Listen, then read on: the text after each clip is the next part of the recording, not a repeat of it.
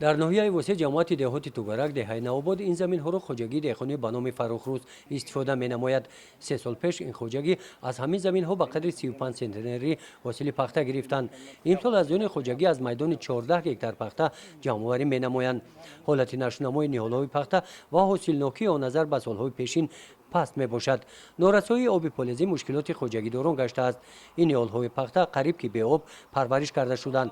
ба ин замини 14 гектара ҳамагӣ як маротиба омонда шудаасту халос. این پختایی که ما کردگیم او طلب بر نیست اصلا ما قلم ده بار آب میدادیم حاصل دلخو میگرفتیم حاصل دلخو هم تا از سی بلوت حاصل میگرفتیم ان شاء الله لیکن خیلی مشکلی هم خیلی شده آب مشکلات یابی پولزی در این موسم در زمین‌های جماعتی دهاتی به نام عبدی عوض هم مشاهده گردیدند. در دهه جوانی راه حل آن رو یافتند. با پیشنهاد کمیته محله برای شاداب نمودن زمین‌های پخته اصول نوبت‌آب را جاری کردند. خوجگیداران آب را صرفه‌کارانه استفاده نموده و گرفتن حاصل بلند نائل گردیدند.